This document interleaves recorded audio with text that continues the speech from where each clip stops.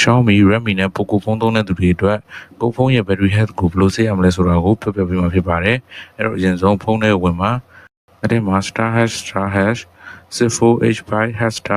ဆိုပြီးနေပြီပါ။ဒါဆိုရင်ဒီလိုပုံစံမျိုးလေးပေါ်လာရင် MB00 ဆိုတာကဖုန်းရဲ့လက်ရှိ battery percentage ကိုပြပေးတာ MB01 ဆိုတာကဖုန်းရဲ့လက်ရှိအသွင်းနေလားအမသွင်းထားဘူးလားဆိုတာကိုပြပေးတာ MB02 fast ဆိုတာကဖုန်းကို fast charging နဲ့အသွင်းနေရဆိုတာကိုပြပေးတာ MB04 မှာရှေ့အနှုတ်လက္ခဏာကဘက်ထရီကိုအားဝင်နေရလို့ဆိုလိုတာ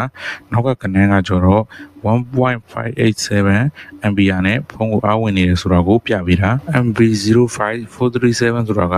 ဘက်ထရီရဲ့ temperature 43.7 degree Celsius ရှိတယ်ဆိုတာကိုပြောပေးတာ MB069 ဆိုတာက battery health ကိုပြောပေးတာကိုဆိုတော့ကောင်းနေသေးတယ် MB0815 ဆိုတာကcurrent thermal control level ကိုပြောတာဖုန်းတွေမှာ battery ရဲ့ CPU တွေ charger တွေပူလာလို့ရှိရင် damage မဖြစ်အောင် system ကအပူကိုကာကွယ်ပေးတဲ့စနစ်ကို thermal control လို့ခေါ်တာလက်ရှိဖုန်းကစမ်းနေတဲ့အချိန်မှာရမ်းပူနေလို့15လို့ပြတာ MU00 USB PD ကUSB power delivery နည်းပညာနဲ့အသွင်းတာ fast charging မျိုးစားတစ်မျိုးပဲ MU045,000 ဆိုတာကဖုန်းကိုအားဝင်နေတဲ့ voltage 5V ကိုပြောတာ MU05 ကဖုန်းကိုအားဝင်နေတဲ့ watt 12.3 watt ရှိတယ်ဆိုတာကိုပြောတာ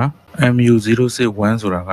ဖုန်းကိုအသွင်းကြိုးတက်ထားရင်1လို့ပေါ်ပြီးတော့အသွင်းကြိုးမတက်ထားဘူးဆိုရင်0လို့ပေါ်ပါမယ် MU00 PDPPS ဆိုတာက programmable power supply ဒါက fast charging အဆင့်မြင့်နည်းပညာတစ်မျိုးကိုသုံးထားတယ်ဆိုတော့ကိုပြောတာ MU0071 ဆိုတာကအရှိက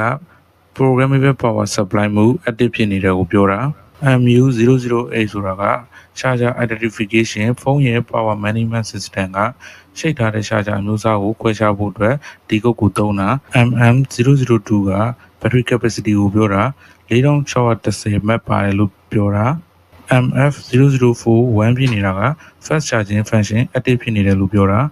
MB008 ဆိုတာက charging current ကိုပြောတာဒါက 1.8 volt ဖုန်းကနေ battery ကိုပေးခြင်းနဲ့ target current ကိုပြောတာဒါတွေအားလုံးကိုခြုံကြည့်မယ်ဆိုရင် battery health ကကောင်းနေသေးတယ်လို့ယူဆလို့ရပါတယ်အခုလိုမျိုးဖုန်းနဲ့ပတ်သက်တဲ့ဗီဒီယိုတွေကိုစိတ်ဝင်စားရင်ကျွန်တော်ရဲ့ account လေးကို like and follow လုပ်ခဲ့ပေးပါဦးအားလုံးကိုကျေးဇူးတင်ပါတယ်